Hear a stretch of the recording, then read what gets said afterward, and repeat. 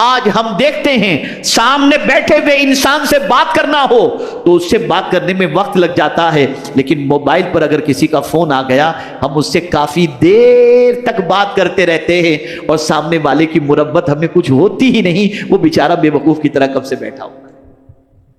اب آئیے آخری بات جو میں نے امریکہ کے اندر آرٹیفیشل انٹیلیجنس سے متعلق کچھ نوجوانوں نے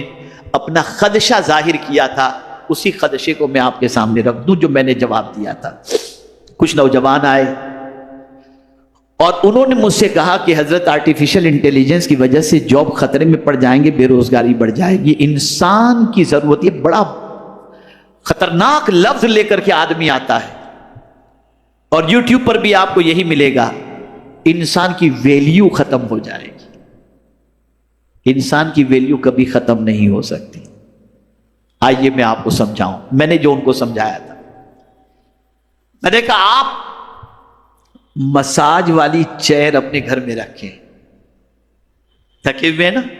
4-4.5 لاکھ روپے کی چیئر ہے، وہ بیٹھ جائیں گے تو سر کا مساج بھی اس پہ ہو رہا ہے، ہاتھ کا مساج بھی ہو رہا ہے۔ اب تو ایئرپورٹ کے اوپر 500-700 روپے دے کر 20-25 منٹ آپ مساج کروا لیجئے اس میں چیئر پر بیٹھ کر، تو آپ کا کام ہو گیا۔ میں نے کہا سن لو، غور سے سنیے گا، میں نے کہا ایک مساج چیئر 4.5 لاکھ روپے کی، 2 لاکھ کی، 1.5 لاکھ کی خرید کر آپ اس پر مساج کرائیں، ہو سکتا ہے نیند آئے بھی نہ بھی آئے، فریش ہوں نہ بھی ہوں،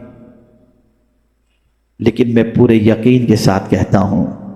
انسان کی ضرورت کبھی ختم نہیں ہوگی۔ آپ تھک کر کے گھر پر پہنچیں،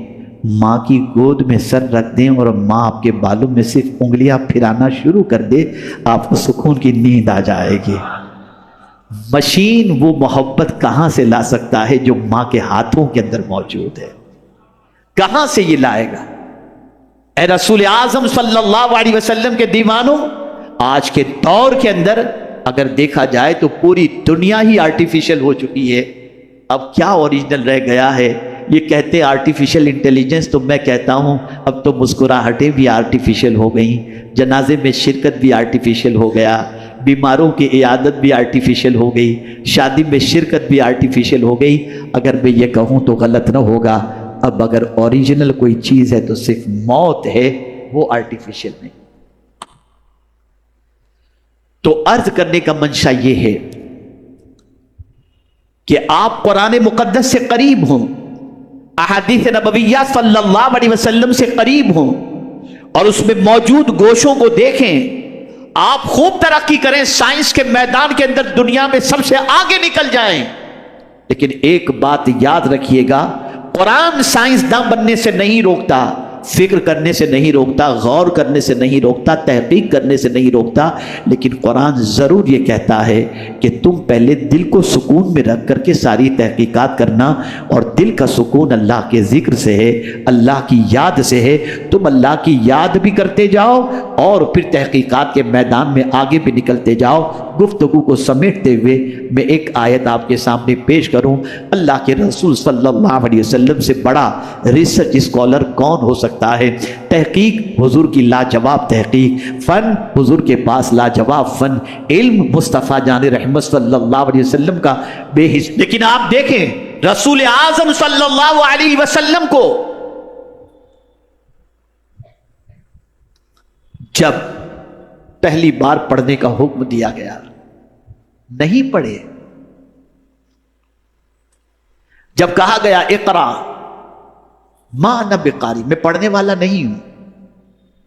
علم حاصل کرنے کی بات تھی، پڑھنے کی بات تھی،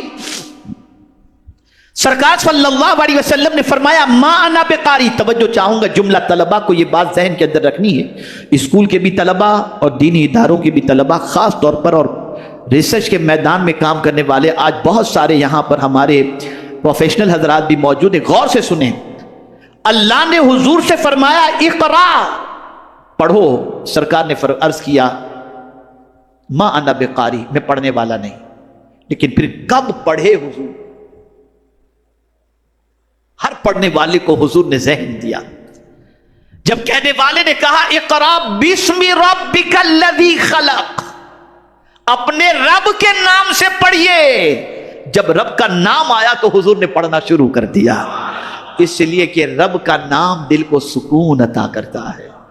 رب کا نام دل کو قرار عطا کرتا ہے۔ سائنس کے میدان میں، آرٹیفیشل انٹیلیجنس کے اندر آپ خوب ترقی کرو، خوب محنت کرو، لیکن خبردار دین چھوڑ کر کے نہیں، اللہ عز و جل کا ذکر چھوڑ کر کے نہیں۔ انشاءاللہ آپ دین کو پکڑ کے اللہ کا ذکر کرتے ہوئے، اللہ کی کتاب سے رہنمائی حاصل کرتے ہوئے جب آپ آگے بڑھیں گے تو انشاءاللہ العظیم آپ کوئی ایسی چیز تیار نہیں کریں گے جس کی بنیاد پر انسان کی تباہی ہو، انسان کے فائدے ہی کا کام کرتے ہوئے نظر آئیں گے۔ مجھ جیسا کم علم بہت زیادہ تو کچھ نہیں کہہ سکتا، چھوٹی سی معلومات اپنے اعتبار سے اکٹھا کر کے کچھ آپ کے ذہن تک پہنچانے کی میں نے کوشش کی۔ اللہ تعالیٰ آقا کریم صلی اللہ علیہ وسلم کے صدق و طفیل مجھے، آپ کو، سب کو اللہ اور اس کے رسول کے ارشادات پر عمل کرنے کی توفیق عطا فرمائے، اور ہمیں قرآن کی رہنمائی میں، مصطفیٰ جان رحمت صلی اللہ علیہ وسلم کے ارشادات کی رہنمائی میں آگے بڑھنے کی توفیق نصیب فرمائے۔